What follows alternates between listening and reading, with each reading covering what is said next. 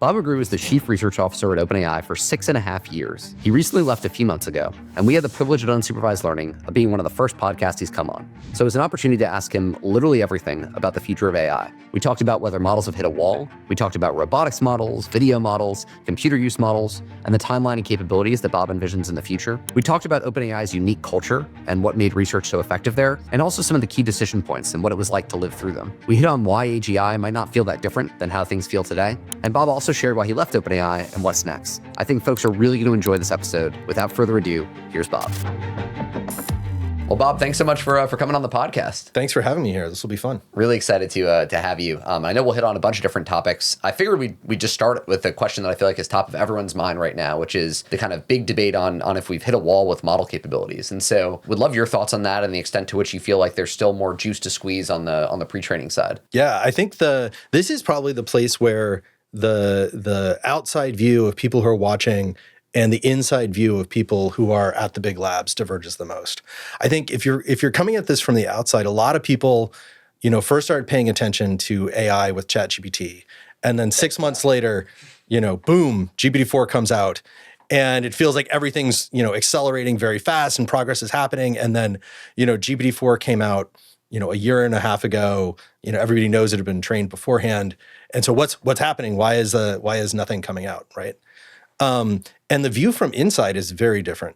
And, on the outside, people, are we hitting a data wall? What's going on? But you have to remember that to make pre-training progress in particular, it involves increasing the amount of compute by really a huge amount. So to go from GPT-2 to GPT-3 or GPT-3 to GPT-4, that's a 100x increase in effective compute. That's what that increment means. And so you get that by a combination of just adding more flops, so more chips, bigger data centers, and algorithmic improvements. And the algorithmic improvements, you can get some out of them, 50%, 2x, 3x would be amazing. But fundamentally, you got to wait to build a new data center. And so there is no shortage of new data centers coming up. You can just read the news. You can see, Meta, X, other frontier labs are also doing new data centers and maybe not making the news. But fundamentally, this is a very slow multi-year process. And in fact, before you see, a full generation, a GPT-4 to a GPT-5 lift, you're going to see something that's just a 10x lift because, people often forget that we went from GPT-3 to GPT 3.5 to GPT-4. The thing that's interesting right now is that, pre-training is going. I think we're gonna have to wait and see when this next generation of models gets released. But if you look at something like O1, where we've been able to make progress using reinforcement learning, by a variety of metrics, O1 is a 100x compute increase over GPT-4. And I think some people don't realize this because the decision was made to name it O1 instead of GPT-5. But actually, this is effectively a new generation. And when that GPT 4.5, that next generation is trained, the interesting question is going to be, how does this pre-training progress stack with the reinforcement learning process? And I think that's something that we're going to just have to wait and see what gets announced. That begs the question, with the multi-year process going into 2025, do you think there's going to be as much progress this coming year in AI as the last year, or do you think that things will begin to get slower? Well, I think there is going to be progress. I think it's going to be different progress. One thing that happens is when you go to this any next generation, you always run into problems that you didn't see at the previous generation. And so, even after the data centers are out there, it takes time for people to work through the problems and finish the models. So the reinforcement learning process that we use to train O1, OpenAI used to train O1, it's, what it does is it creates this longer, coherent chain of thought that, effectively is like packing more compute into the answer. So, if you have a model that takes a few seconds to generate an answer versus a model that takes, let's say, a few hours to generate an answer, that's 10,000 times more compute. If you can actually leverage it, right? And so, honestly, we've been thinking about how to use test time compute since, let's say 2020. And finally, I think this is actually the real answer for how to do this, how to do it without wasting a lot of compute. And what's great about this is it doesn't require a new data center. So here, there's a lot of room for, this is a new technique that's just started. There's a lot of room for algorithmic improvements.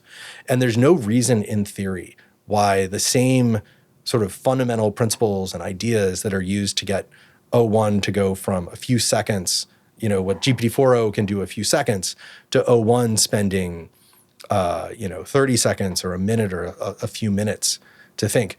You can extend those same techniques to go to hours or even days, in theory. Mm-hmm. Now, just like with going from GPT-3 to GPT-4, there were no foundational new techniques. The both were trained, roughly the same way, but scaling is very hard. Yeah. And so that's actually the meat and potatoes of it, is like, can you actually do that scaling? And I think that's the kind of progress that we're going to see that's going to be most exciting in 2025. With kind of the focus on test time compute and the O1 being out there in the wild now, I think it's really interesting to think about how folks are actually going to use these models, right? And I think you had a recent tweet that I thought was really interesting about how you're going to kind of need these new form factors to unlock the capabilities of some of these models. And so maybe just expand on that a little. Like, have you seen kind of any early form factors that you thought were interesting working with these models? Well, yeah, and just to sort of explain the problem, chatbots have been out for a while. And most of the interactions that people have today with chatbots, GPT-4 class models do a great job with those. If you're asking ChatGPT, who is the fourth Roman emperor, or how do I reheat basmati rice, or most of sort of the bread and butter conversations that we have, you don't have any pain. It works just fine. And when we were thinking about releasing O1 Preview, there were a lot of questions about, will people use this? Will they find things to do with it? And I think those were kind of the right questions. It's, what is it that I need to do with this model where I can really get the value out of it? Programming is a great use case for this, because with programming, you have, a structured problem where you're trying to make progress on something, again, over a long period of time, and in a way that is highly leveraged for reasoning. Another example is if you're writing a policy brief, right? You're writing a long document. It needs to make sense. It needs to all tie together. The truth is, there's a lot of programmers out there, but most people who aren't programmers don't have something like this that they need to do every day. But going back to the underlying breakthrough here, it's that you have a coherent chain of thought, a coherent, way of making progress on a problem. And that doesn't just have to be thinking about the problem. That can also be taking action, making a plan of action. And so the thing that I'm most excited about with models like O1, and I'm sure there will be others from other labs soon, is using them to really enable long-term actions, basically agents, although I think the word is so overused that it's doesn't really tell you much about what you're trying to do. But I have all sorts of tasks in my life where I would like the model to book things for me, shop for me, solve problems for me in ways that involve it interacting with the rest of the world. And so I think that's the form factor that we really need to nail. Yeah. Is what is this? How do we do this? I don't think anybody's figured it out yet. It's so interesting. I mean, it makes total sense. I feel like everyone, minds run wild with what, these agents can do and all the problems they can solve for people, for businesses. What are the big gaps to that happening today? Obviously, you've seen some of the early, models like Anthropic released computer use, and there's, I'm sure other labs are working on this as well. But as you think about kind of what's stopping us from being there today, what are like the hard problems still to solve? Yeah, there's a whole host of them. I think the most immediate one is reliability. So, if I'm asking something, forget actions for a second, right? If I'm asking an agent to do something on my behalf, even if it's just thinking or writing some code for me, and I need to go away for 5 minutes or an hour and let it work. If it, goes off task and makes a mistake and I come back and it hasn't done anything, I've just wasted an hour. That's a big deal. Now add into the fact that this agent is now going to be taking actions in the world. Maybe it's buying something for me. Maybe it's, pushing a PR. Maybe it's sending, a note, an email, a Slack message on my behalf. Well, if it does a bad job at those, well, now there's a consequence. I'm going to be at least embarrassed. Maybe I'm going to be out some money. And so reliability just becomes a much, much more important thing than in the past. I think there's a rule of thumb when you think about reliability that to go from 90% to 99% reliability. That's maybe an order of magnitude increase in compute. That's one of these 10x generations. And to go from 99 to 99.9% reliability, that's another order of magnitude. So every 9 requires a huge leap in model performance. That 10x, that's a really big improvement. That's a year or 2 years worth of work. So I think that's really the first problem that's going to be faced. The second thing that I think is interesting is, so far everything we've talked about is for consumer, right? You're not embedded in enterprise. But when you're talking about something that's working on a task, for a lot of us, that will be something we do in our jobs, something that's embedded in an enterprise. And so that, I think, brings in, a whole host of other considerations. That's an interesting point. We're seeing in enterprises today that a lot of consulting firms are actually doing really well because there's a lot of hand-holding to deploy to enterprises at this point. Do you think that hand-holding and sort of the need for help on the enterprise is going to persist for a while, or do you think it's going to get more sort of turnkey and enterprise will just be able to deploy these LLMs really easily in the future? Yeah, I think that's a really interesting question. Even start with so what is the problem of deploying an LLM in the enterprise, right? Well, probably the thing that something needs to do if it's going to automate a task for you or do your job, it needs context. Because in consumer, there's not a lot of context. Okay, you like the color red. Fine. Not very interesting. But Appreciate you choosing red for your example. Yeah. But, in enterprise, well, who are your coworkers? What project are you working on? What is your code base?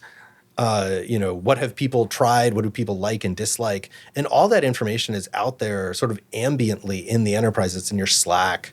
It's in your docs. Maybe it's in your Figma or whatever. So how do you get access to that? Well, you have to sort of either build something one-off. I think there's definitely an approach where, people build a library of these connectors. And, you're able to sort of like come in and do this. This is, very similar to the work we did at Palantir, where, the fundamental problem that Palantir was solving was to integrate the data in an enterprise. That I think that's one reason why something like Palantir's AI platform, AIP, is so interesting. So I think that's like the first path where you're sort of like building a library of these things. There's a whole platforms that can be built off of this. The other thing around is the opportunity to do something like computer use. So, now instead of having this sort of very specific and potentially bespoke set of ways to do it, you have, one hammer that can go hit everything. And the funny, and so Anthropic has rolled this out. It's really funny. We were actually talking about these kinds of computer use agents before the Anthropic folks left OpenAI way back in 2020. And, Google DeepMind has published papers on this. Every lab has thought about this and worked on this problem. The thing that is different about a computer use agent versus one of these programmatic API integrations is that now, since you're controlling a mouse and a keyboard, the actions you're taking now involve a lot more steps. Maybe you need 10x or 100x the number of tokens that you would need if you were working with one of these programmatic integrations. And so now, again, what are we back to? You need a model that has a very long, coherent chain of thought, the ability to make progress on a problem consistently over a long period of time, the exact kind of problem that O1 has solved. And I'm sure there are other ways that you can solve this.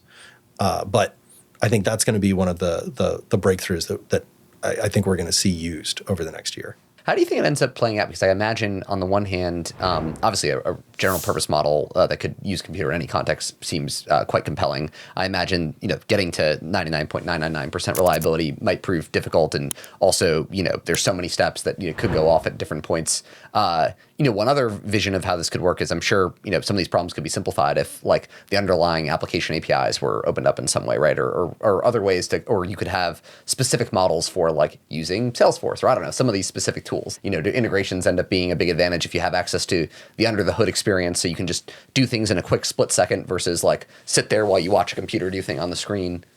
Yeah, well, I mean, I think you'll definitely see probably a mix of these approaches where some use these integrations and others, the computer use becomes sort of this like backup that you can employ if you don't have something bespoke, and then maybe you see which things people use, and you come up with the more detailed integration if it works. I think to the question of will you see a Salesforce specific computer use agent? That doesn't make a ton of sense to me technically, because I think fundamentally what you're leveraging there is the data, right? Mm-hmm. There's someone went out and collected a huge data set of how to use Salesforce, and you could throw that into, and Salesforce, it would be in Salesforce's advantage to share that data set with Anthropic and with OpenAI and with Google, and they train their own models, and I think every application provider would want that to be public and part of every foundation model. So I don't think this, to me, this doesn't seem like a reason to have sort of specialized models in that way. No, it's a really compelling point, because I guess also at the point where you're in a competitive space and your competitors are making their data available and their products become easier to use, you certainly want yours to be as well. Yeah, it's a bit of a mystery to me why that kind of ecosystem hasn't happened, where people are shoving their data into the LLMs. It's the equivalent of Google SEO. Yeah. Effectively. That's a really interesting point. How far away from widespread computer use do you think we are? Well, I mean, I think there's a good rule of thumb for these things, which is you see a demo and it's super compelling and doesn't quite work yet. It's like too painful to actually use. And then, give it a year and it's 10x better. And again, scaling is log linear, so 10x better, it's one increment of improvement, but one increment of improvement is a pretty big deal. And you start seeing it being used for limited use cases, and then give it a second year. And at that point, it's surprisingly effective, but you can't rely on it every single time, right? Where we are now with chatbots, where you still have to worry that they've hallucinated. Then it's the question of adoption is really about what level of reliability do you require? And anything where you can tolerate mistakes will get automated a lot faster than places that you can't. So I guess to go back to Jordan's original question, because it makes total sense, basically that today you need a lot of kind of hand-holding to integrate into the right data and to kind of, define bespoke guardrails and workflow. What will the layer in between, like, hey, great computer use model, an enterprise ready to sign up, like what's the layer in between look like? Man, I think there should be startups out there defining that. I think we don't quite know the answer to that yet. I think one of the interesting things that you see on this is when you have these general tools like something like computer use, the problems it solves are sort of at fractal levels of difficulty, where it can solve a lot of problems, but then you will see a problem that really matters, and you can't quite solve it. And then you'll say, okay, well now we're gonna do a very specific, maybe we'll make a programmatic approach for something like this. So I think we're gonna see a mix of approaches for a while. I'm curious, you've obviously been on the research side and responsible for really cutting edge research. We talked a little bit about test time compute. Are there other areas that you're particularly excited about? Well, I think we've talked about pre-training, we've talked about test time compute. The other really exciting thing is multimodal. Big day for multimodal. Big day, yeah. Today is the Sora release. And really this is in some ways the culmination of this really long arc. LLMs, were invented, let's say 2018. And one of it became sort of obvious that you could apply transformers and some of the same techniques to, adapt to other modalities. So you include vision, you have, images out, audio in and audio out. First off, these things start off as sort of side models like a DALL-E or a Whisper, and ultimately they get integrated into the main model. And the modality that has resisted this for so long is video.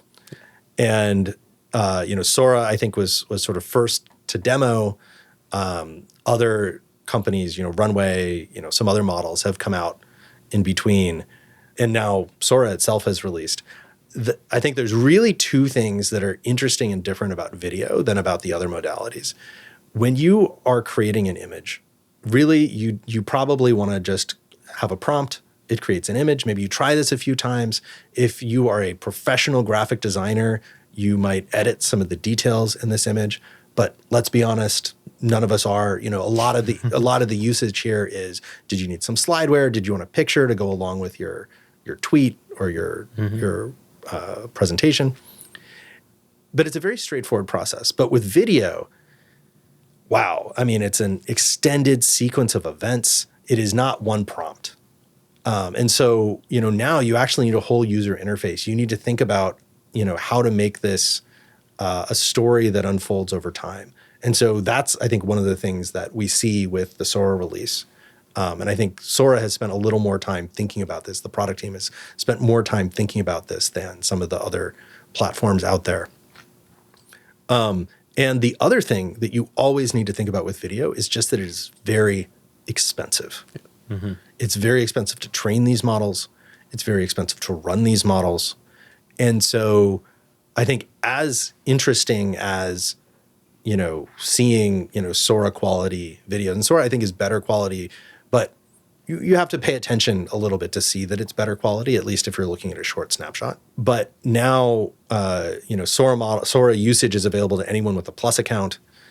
We have OpenAI released the Pro account for $200 a month. Now that includes unlimited slow generations of Sora. And so when you have, this level of quality and this level of distribution, that is actually, there's two hard problems that have been solved there. And I think that's going to be a really high bar for other competitors to face. What does the progress of video models look like over the next few years, you think? I mean, obviously in the LLM world, we've seen just massive, it feels like whatever the model was last year is now 10 times cheaper and, and much faster. Do you expect a similar level of improvement on the video side? Actually, I think the analogies are very direct. So, if I think about the differences between video models today and video models in 2 years, the first thing is the quality will be better. Now, the instantaneous quality is already really good. You can see the reflections. If you share things, all they're going to, all the hard things that are hard to solve. You can point out, oh, look, it did a reflection there. There's some smoke. What is hard is extended coherent generations. So the Sora product team has a storyboard capability that allows you to put checkpoints at various every 5 seconds or every 10 seconds to help be guideposts for the generation. Fundamentally, if you want to go from a few seconds of video to an hour of video, that is a very hard problem. And that's, I think, something you'll see in next generations of models. The other side, again, the other analogy is I actually think it will be very much like LLMs, where, if you want a GPT-3 quality token, that's 100 times cheaper than it was when GPT-3 came out.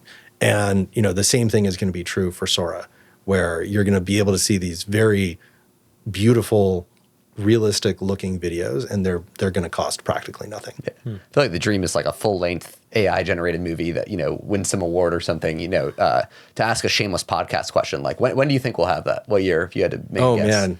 Yeah. I honestly, winning an award is somehow too low of a bar, right? There are a lot of award shows, I guess. Yeah. It's really, is this a movie that you actually want to watch? Yeah. I think we will see this in 2 years, but it will actually be less impressive than I just said, because the reason you wanted to watch it is not because of the video, but because there was a director who had a creative vision and used the video model to exercise their creative vision. And the reason they would do this, I think, is they could do something in the medium that they couldn't film.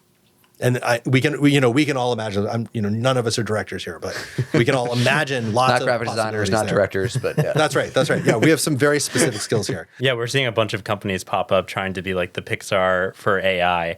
And it's always a question that we ask is, when is that actually feasible? So it sounds like a lot sooner than at least we would have thought. That's my guess. Once things get to the stage where they can be demoed, progress is very fast after that. And before that, progress is very slow, or at least it's invisible. I guess switching gears from video to robotics, you joined OpenAI to work on a lot of robotics stuff at the beginning. Would love to just understand, your perspective on the space and where we are today and where you think it's going. And this is a very personal question. When I left Palantir, one of my ideas was that robotics was going to be the domain in which deep learning, became more than a button on somebody's website. And so I spent a year between Palantir and OpenAI, really deeply understanding robotics, writing some of the first code I did with deep learning around vision. And it was a very challenging space. And, at the time I thought, well, maybe it would be 5 years away. This was 2015. And that was very wrong. But I think it's correct now. I think robotics will see, widespread, if somewhat limited adoption 5 years from now. And so I think this is a very good time to be starting a robotics company. Yeah. And I think, yes, it is, for the fairly obvious point that foundation models are just a huge breakthrough in your ability to get robotics up and running quickly and for it to generalize in important ways. And there's a few different aspects to that. The sort of obvious one is that the ability to use vision and to translate that into plans of action, a lot of that comes for free with the foundation models. The slightly less obvious, maybe more fun thing is just the fact that the whole ecosystem is developed. Now that I left OpenAI, I've spent some time hanging out with founders, and I've talked to a couple of robotics founders. And one robotics founder was telling me about how they can literally have set it up to talk to the robot, and that it's really cool and much easier. You can tell the robot what to do. It sort of has the gist. It uses some specialized models to go, actually do the operations. But it was just a pain and a hassle to have to type out what you wanted. And, you have to sit there in front of the computer instead of watching the robot. Now you can just talk to it. I think one of the big differentiators that we still don't know where it will go is this question of, do you learn in simulation or do you learn in the real world? And, what our, major contribution those 2 years of robotics was showing that you can train in the simulator and have it generalized to the real world. But there's a lot of reasons to use a simulator if you can, for all the same reasons you would do that if you're programming, right? It's a pain to run against production systems or against the real world. You get free testing, all that stuff. But simulators are good at simulating rigid bodies. If you're doing pick and place with things that are hard, like hard bodies, that's great. But a lot of the world is floppy. You have to deal with cloth, or, thinking about warehouse, you have to deal with cardboard. And your simulators just do not do a particularly good job of dealing with that. And so for anything that wants to be really general, the only approach we have now is to use real-world demonstrations. But I think, as you can see from some of the work that's been coming out recently, that can actually work really well. And I guess, obviously, it's somewhat unknowable, when one finds scaling laws in robotics, and then also the extent of, teleoperated data one might need. But do you have, does it feel like we're close to that? Or, obviously, I guess in 2015, you thought you were 5 years away. How far away do you think we are from people would cheaply call it a ChatGPT-like moment for robotics, where people are like, oh, that really... That's something visceral that seems like it's different and works. Any kind of prediction, especially about robotics, you really have to think about the domain. So I am pretty bearish on a mass consumer adoption of robotics, because having a robot in your home is scary. Robot arms are deadly. They can kill you, more to the point they can kill your kids. And you can use different kinds of robot arms that don't have these drawbacks, but then they have other drawbacks. The home is a very unconstrained place. But I do think, being in various forms of retail or other forms of work environments, I think in 5 years we will be seeing that. And you can even see this, if you go in an Amazon warehouse, they already have robots that have solved mobility for them. They're working on pick and place. I think you will see lots of robots rolled out in warehouse settings. And then, it's going to sort of be domain by domain for a while.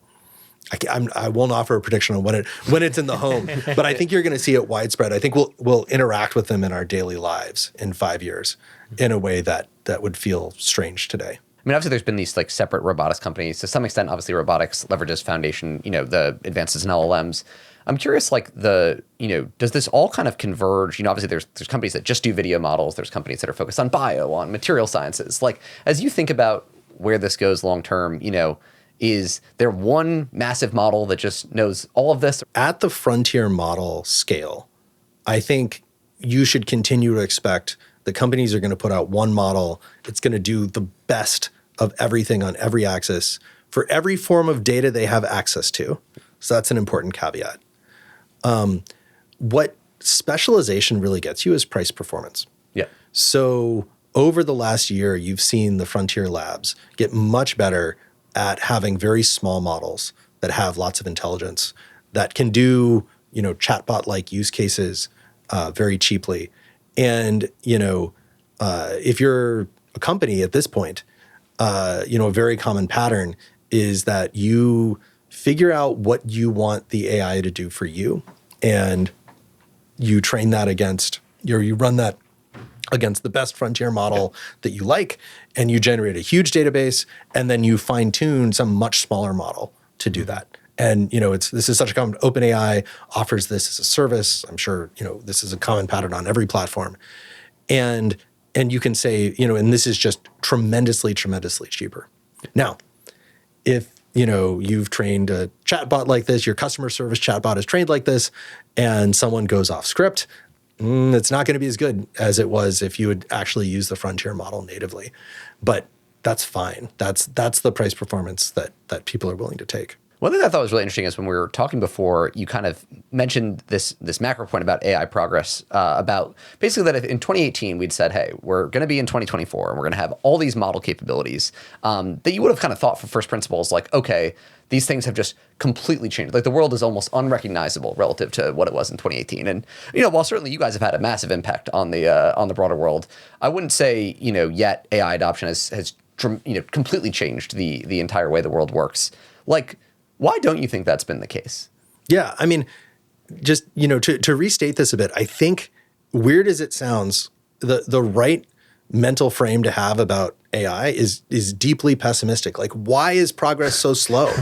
Like, why, we're talking about some people say that AI has led to a 0.1% increase in GDP growth. But that's not because of productivity from using AI. That's from capital expenditures of building out all the data centers to train the AI. So, why is the AI not visible in the productivity statistics, right? Just like people said about the internet in the 1990s. And I think, there's a few reasons for this. And for starters, that view from 2018 that, once you can talk to it and it can write code, then, everybody's going to be automated right away. It's the same kind of view that you have when, you're an engineer and someone asks you to write a feature and you're like, oh yeah, I can totally knock this out in a couple weeks. And then you start writing the code and you're like, oh, well, actually there's a lot more to this feature than I realized. And if it's a good engineer, offhand they think 2 weeks and they sort of plan it out and the estimator it takes 2 months. And if it's a bad engineer, well, it's, something that they couldn't write at all. And I think that's what happened as we really dug into, like, what is it like for a human to do a job? Well, yes, you may talk to them on the phone, but that doesn't mean that the thing they were doing was talking to you on the phone. There was real work that they were doing. And, fundamentally, the thing that AI can automate is a task. And a job is composed of many tasks. And when you dig into real jobs, you find that most of them, for most jobs, there's some task that cannot be automated. Even if you look at programming, it's the boilerplate gets, optimized first. And maybe the last thing is this sort of, well, what is it I'm even trying to do? Like the giving direction part.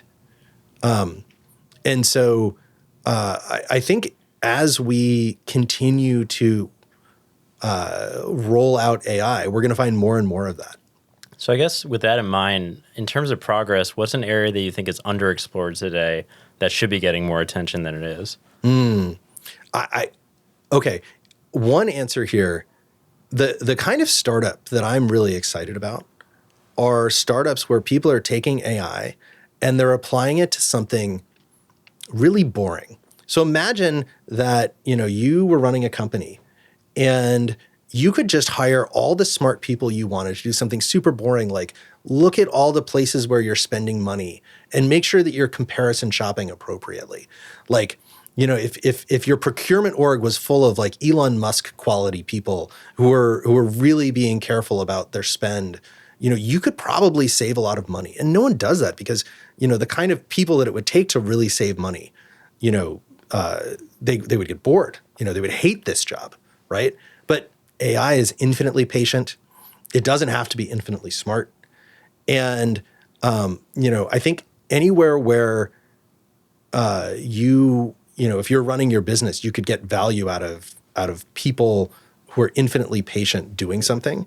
That's something that AI should be automating. It's interesting. 'Cause I always thought of like consultants as this like arbitrage of getting smart people to work on like kind of boring problems or in boring industries. And obviously with, top cutting edge AI models, it's like you can get these, someone with a brilliant IQ to work on like a problem you'd never be able to get a smart person to work on. It's a really interesting point. Yeah. Well, I mean, the first time I heard that people had done productivity studies where they show that, AI really helps like 50% improvements.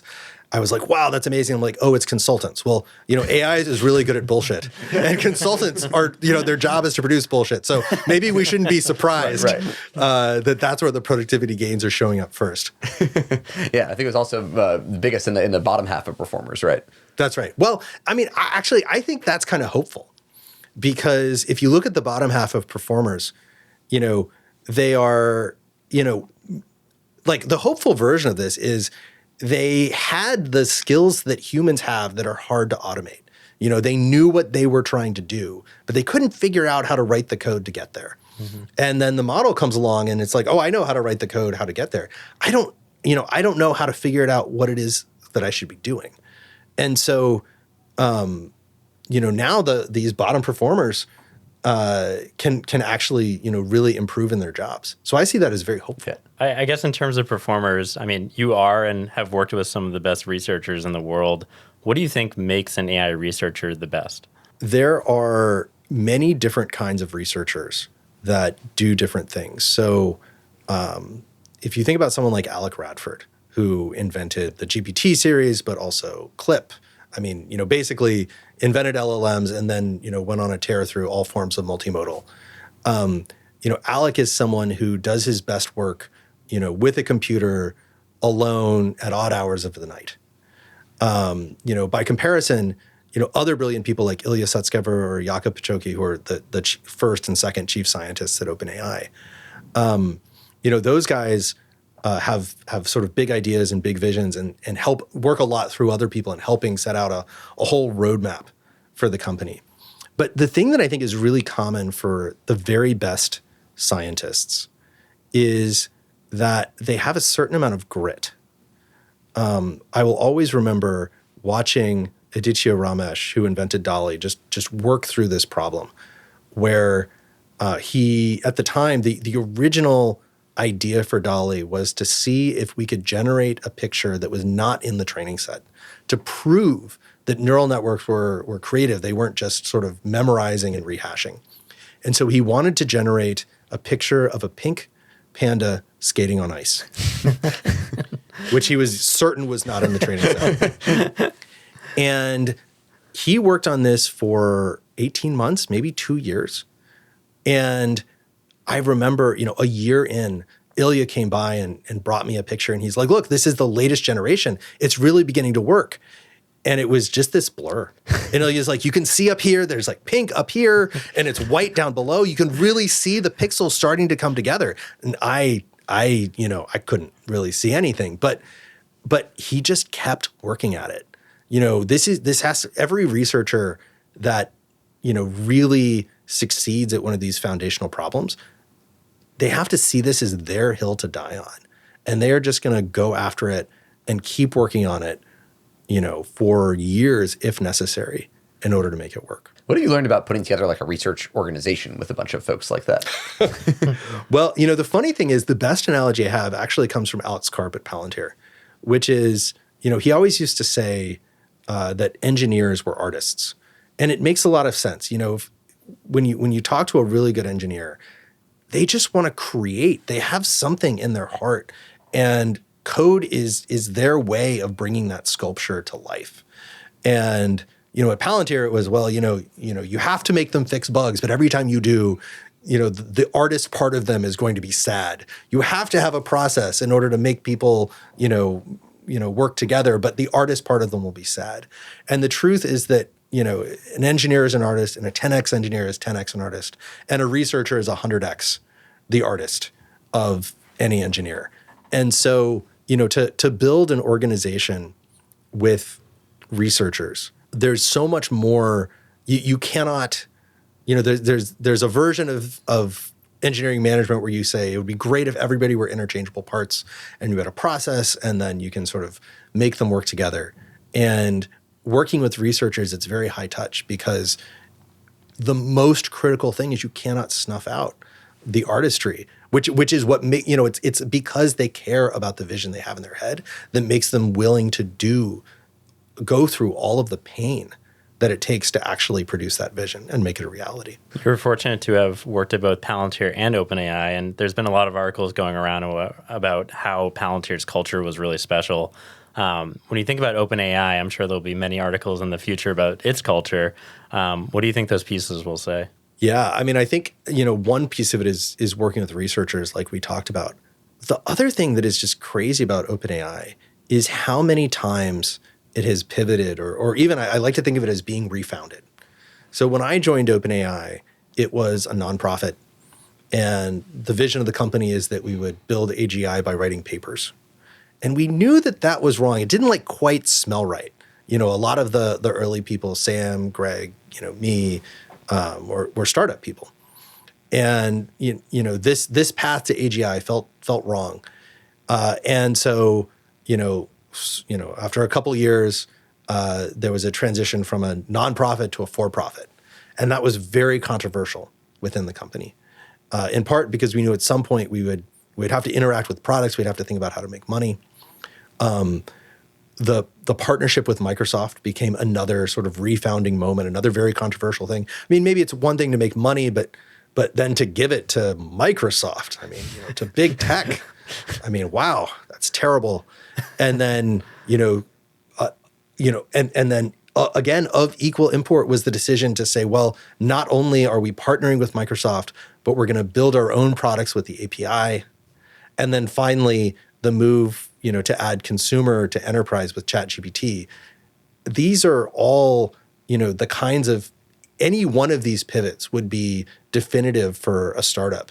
And at OpenAI, it was, every 18 months, every 2 years, we were fundamentally changing the purpose of the company, the identity of the people who worked there, right? And we again, we went from writing papers was your job to, building one model that everyone in the world can use. And the really crazy thing is, I think this is what we actually, if you'd asked us back in 2017, what is the right mission? Wouldn't have been getting to AGI by writing papers. It would have been, we want to build one model and everyone in the world can use it. But we didn't know how to get there. And so we just had to explore and find all these things out along the way. What do you think enabled you guys to be so successful in making these big shifts? Well, I mean, necessity for one. None of these were sort of freely chosen, right? You have a nonprofit, you run out of money, maybe you need to find a way to raise money. Maybe to raise money, you have to be a for-profit. Your partnership with Microsoft, maybe they can't, they aren't seeing the value in the models you're creating. So you need to build an API because that might actually work. And then you could show them that people actually want these models. ChatGPT, this is one, I think we actually, really did believe after GPT-3 that with the right sets of advances, the right form factor was not just an API where people had to go through an intermediary to talk to the model, but that the model would be something you could just converse with directly. And so that was one that was, I think, very deliberate. But, somewhat famously, the way that it happened was an accident. We were working on this. We'd actually already trained GPT-4, and we had wanted to release when the model was good enough that we all used it every day. And we all looked at ChatGPT, in November, and we were like, did it pass the bar? Not really. And John Schulman, one of the co-founders who led this team, said, look, I really just want to release, I want to get some outside experience. I remember thinking if 1,000 people used it, that would be success. We had a pretty low bar for success here. And we made the fateful decision of not putting it behind a wait list. And then, again, the world first forced our hand, and suddenly everybody in the world wanted to use it. What were those first days like when you released it? Oh my gosh, they were very intense. At first, there was a certain amount of disbelief that this was actually going to happen. There was some anxiety. We were quickly trying to figure out how do we get the GPUs. So we temporarily repurposed a bunch of research compute over there. And then there was this question of, when is it going to stop? Is this going to keep going, or is it going to be a fad? Because we had almost gone through something similar with DALL-E. The DALL-E 2 model was a big internet sensation, and then it died back. And so there was this concern that, in fact, ChatGPT would disappear. And this was one place where I pretty strongly believed that it wouldn't, that this was actually going to be bigger than the API. And in retrospect, I was right. I mean, what a fascinating experience. I guess, one of the cool things is you're just so close to this cutting edge AI research. I'm curious, what's one thing you've changed your mind on in the AI world in the last year? The really funny thing is I don't think I have changed my mind after GPT-3 and, and into the, 2020, 2021. If you were on the inside, a lot of the things that needed to happen over the next 4 or 5 years felt kind of obvious. We were going to have these models. We were going to make the models bigger. They were going to become multimodal. Even in 2021, we were talking about how we needed to use RL on the language models and try to figure out how to make that work. And there's a real truth that the difference between 2021 and 2024 is not, what needed to happen, but just the fact that we were able to make it happen at all. And, the whole field was able to make this happen. But in some sense also where we are now feels a little bit predestined. I guess looking forward, as you think about scaling pre-training and scaling test time compute, does it also feel like you're kind of predestined to reach AGI on those two alone? Or how do you think about that? I have a hard time conceptualizing what AGI is. And I think, if anything, I think I have a deep critique of AGI, that there is no one moment that, in fact, these problems are fractal and, we're going to see more and more things automated.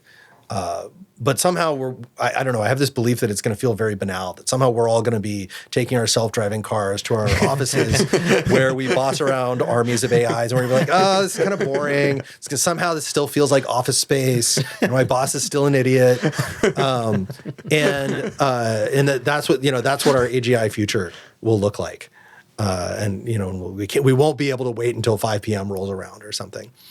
But on a more serious note, I have felt for a while, and again, I think this was a common view within OpenAI and probably within the other frontier labs, that solving reasoning was the last fundamental challenge that was needed in order to scale to human level intelligence. That you need to solve pre-training, you need to solve multimodal, you need to solve reasoning. And at this point, the remaining challenge is to scale. But that is a big deal. Scaling is very hard. There's actually very few foundational ideas at all. Almost all the work is in actually being able to scale them to accept larger and larger amounts of compute. And that's a systems problem. It's a hardware problem. It's an optimization problem. It's a data problem. It's a pre-training problem. There's all the problems really are just about scaling. And so, I think in some ways at this point, it is predestined. And the work here is to scale it, but that is hard. It's a lot of work. Obviously, I think people talk about the societal impacts of these models scaling their capabilities, and I think we're still early in that discourse, and there's probably lots of different conversations to be had there. But any aspects of that you are particularly interested in or passionate about, or things you think we should be talking about more? Yeah, the thing that I think is most interesting is that we're moving from a world where intelligence is probably the critical scarcity in society to a world where intelligence will be ubiquitous and free. And so what then is the scarce factor of production? And, I think we don't know. My guess is agency. That you can just go do things. What are the right questions to ask? What are the right projects to pursue? I think these kinds of problems will be very hard for AI to solve for us. I think those are going to be really core things that humans need to figure out. And, not every human is good at this. And so, that's the thing that I think we all need to think about is how do we develop that kind of agency that allows us to work with AI? Do you think that's now or how far in the future? I think it's going to feel very continuous. It's an exponential curve. And the thing about exponential curves is that they're memoryless. It always feels like you're always, moving at the same speed, at the same pace. Do models not like eventually also figure out, I mean, if you think about like figuring out what to do or the project goal, would you kind of referenced a few times, like, you could imagine at the most fundamental level in the future, we're like to a model, hey, build a good company, or like, create an interesting work of art, or, create a movie or whatever. Like, does that agency, I guess, maybe talk a little bit about that as these models get more powerful? Yeah, I mean, I think can you just ask the AI to figure it all out? Well, I think you can, and you get something out the other end. But let's use Sora as an example here. So, if you're creating a video and you give it a very vague prompt, it will totally create a video for you. Maybe it will be a very cool video. Maybe it would be better than the coolest video that you could have come up with, but it might not be the video you wanted. Mm-hmm. And so, so you can also interact with it where you give it a very detailed prompt and you say, I'm making these specific choices about the video that I want to see. And, that I'm able to make it the video that I wanted, that satisfies, me or perhaps whoever my audience is. And I think that kind of tension will remain no matter how advanced the AI is, because, how you color in the blank space will determine a lot about what the final product is. How do you kind of use the most advanced O1 model today? My go-to for, understanding models, for playing around with it, is that I spend a lot of time with my 8-year-old son teaching him how to code. And he loves to ask questions. And so I'm always trying to figure out how to connect the thing that he is interested in today with the lesson that I want to teach him. And so as an example, the other day he said, Dad, what is a web scraper? How does that even work? And that gave me the opportunity to say, okay, well, can I teach him how networking works, with a short program that scrapes the web? And so I turned to O1 and, played around with it and had it try to figure out how to create, a program that was short enough, that didn't introduce too many new concepts that I hadn't already taught him, but did teach him about networking, which was the core concept that I wanted to teach him. And, that was accessible for, an 8-year-old. And that I think is just a really, and it was able to do that, and it took some playing around with it. But partly is, playing around with it is an important part of testing it. I guess on the testing side, when you think from the research testing perspective, what are sort of the core evals that you tend to have when a new model comes out, and what do you sort of rely on from that perspective the most? Yeah, well, I mean, the first point to make here is that it changes with every generation. As we were developing O1, the right metric to look at was GPQA, so Google Proof Question Answering. And, by the time we were ready to release, it's not a very interesting metric anymore, because we'd gone from basically, when we started, you could almost do nothing, to, it being completely saturated. And the last few remaining questions were maybe ill-posed or, not very fun to answer. And so, the metric like very much depends on the work you're trying to do in the research. And I think this is a very commonplace. The thing that has been consistently useful, though, for the last few years has been programming. Because programming, it's a structured task. It's something many people understand. It's something I and other researchers understand, which is very important. It scales from finish completing this line of code to write an entire website. And we are not yet at a point where programming is a solved problem by any means. And I think we have a long way to go. I think there's several orders of magnitude left before, do the work of a real software engineer is actually solved. I mean, one thing from your earlier career is obviously, you were getting a PhD in computer science, and I think had at least a partial focus on game theory. And obviously, I think there's lots of interesting implications for, using these models and, to explore subjects in game theory. I guess just generally, like, how do you think AI will change social sciences research going forward? Policy making, some of these areas, and I guess if you were revisiting some of that work today with the power of some of these models, anything you'd be trying? Yeah, well, as a first point, I'm actually pretty down on academia. I think it has a terrible set of incentives, and in some ways, I designed the organization at OpenAI as like the mirror image of academia. So it's a place where you can collaborate well. But a lot of one thing that I think is interesting is that in business, a lot of what product management is actually like an experimental social science. So you have an idea, you want to test it out on humans, you want to see how it works, you want to use good methods while you do that. And something like A/B testing, it's actually, you're really doing a form of social science when you do that. And this is one of the things that I'm really excited about is, if you're doing A/B testing, why not take, all the interactions you have with your users right now, fine tune a model on that. And suddenly you have a fake user that reacts like in distribution to how your users do it. And now you can do an A/B test without going to production. And maybe after that, you can have a deep interview with one of them where they ask what they thought. Does that work today? I don't know. I haven't tried it, but it might work tomorrow. And just, this I think is a good general principle is anywhere you find yourself wanting to ask a human to do something for you, can you ask an AI to do that instead? And can it do, 100 of that, where maybe you could only possibly have made a human do it like once painfully? Yeah, I asked Jacob to do a lot of tasks for me, so maybe you should stop. You should start asking my model. Thank you for shipping that, because you're saving me a lot of time.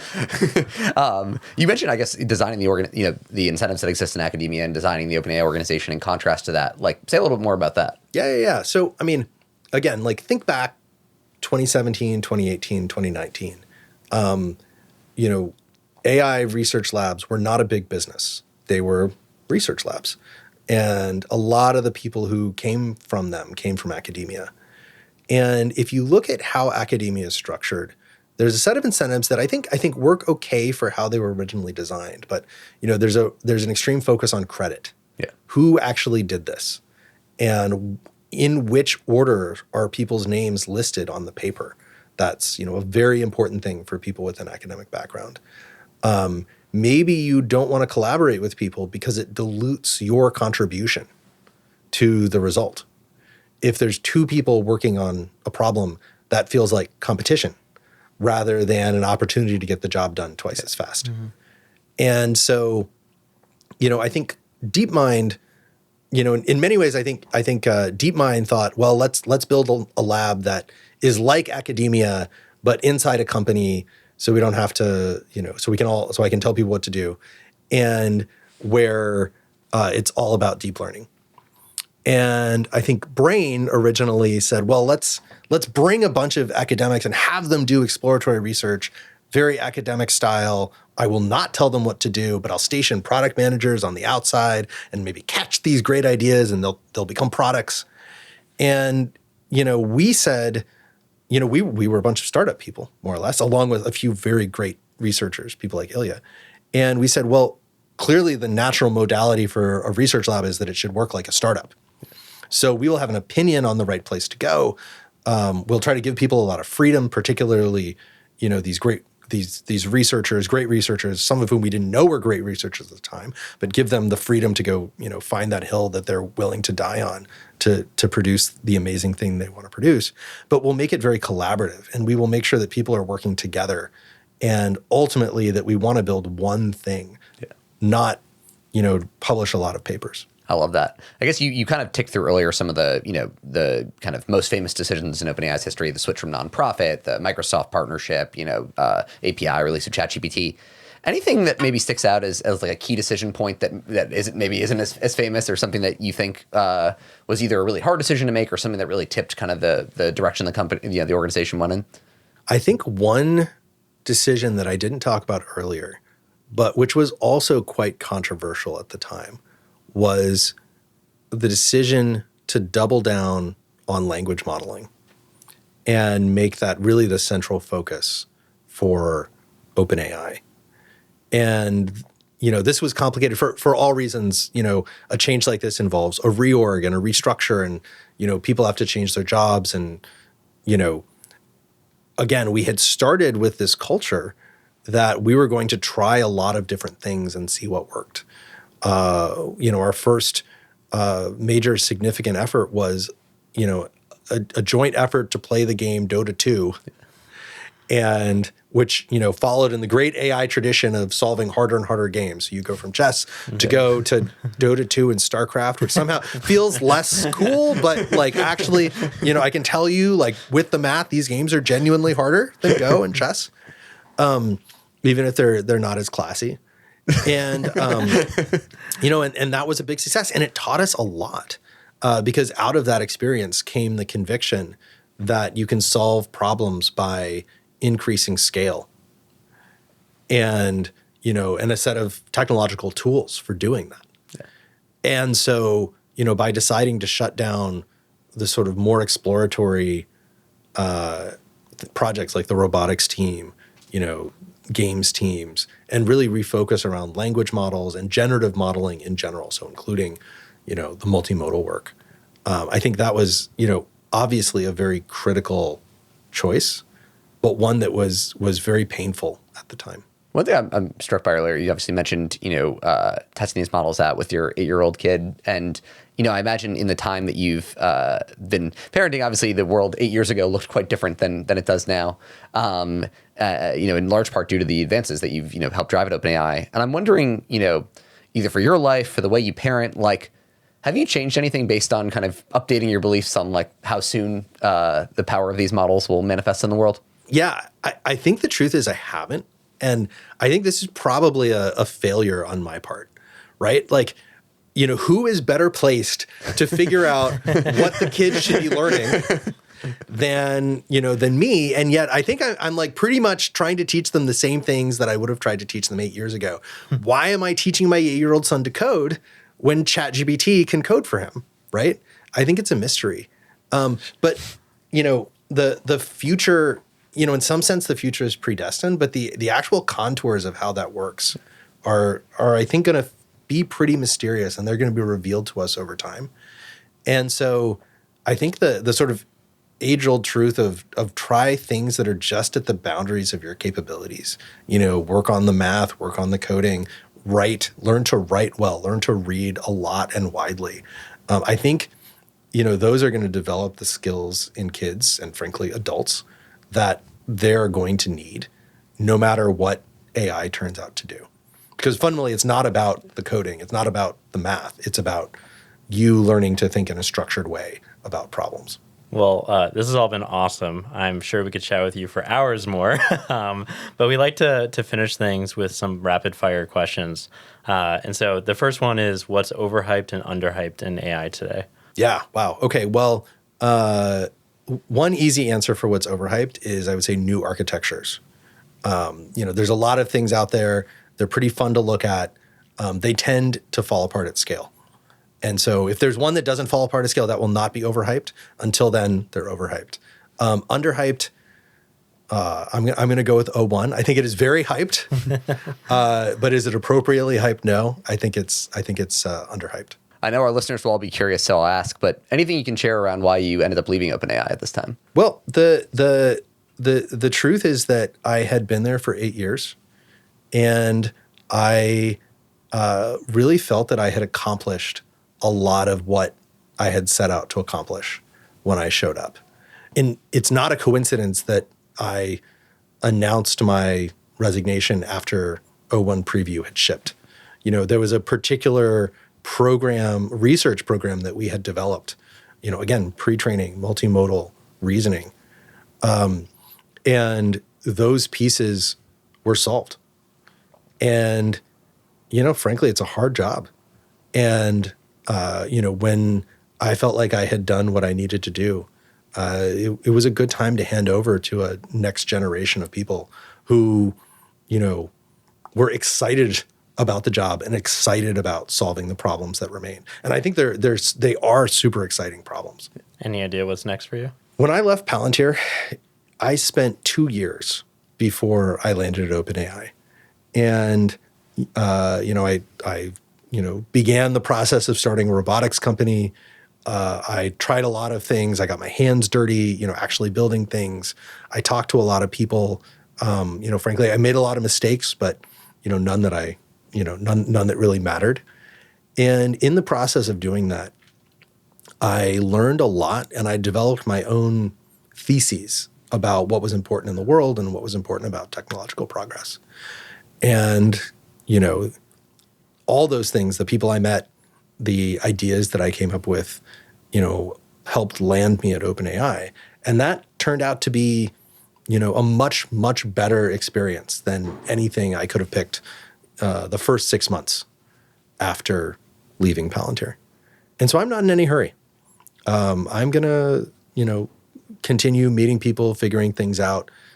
I'm really enjoying the process of thinking and learning new things. Now that you have kind of more time, like any threads you're like excited to pull on or things that you always wanted to spend more time on, but were pretty busy in your day-to-day job? Well, the funny thing is I feel like I've been, stuck in a box for 8 years. It's a very cool box. Yeah, very cool box to have been stuck in. But there's a lot of things that, have been happening outside. And, I've been talking to robotics founders and seeing a lot of cool things that have been happening in the time period when OpenAI wasn't working on robotics. And just generally connecting with, founders, researchers, people doing interesting things has been just really fun and engaging. Well, this has been an absolutely fascinating conversation, and I know I speak for Jordan and I and our listeners. Thank you for coming on and sharing all this. I want to leave the last word to you. I guess where can folks go to learn more about you? Anything you want to leave our listeners with? Any threads you're excited to explore that you want to put out a call for, or whatever the floor is yours. Yeah, well, if you want to follow what I'm thinking as I develop it, the best place is to follow me on Twitter at Bob McGrew AI. And I think the right last words here are just that progress in AI is going to continue, and it's going to be very exciting. And it's not going to slow down, but it's going to change. And that's fun. So I encourage you all to keep working on it. Well, Bob, thanks so much. Seriously, this is fascinating. Anytime.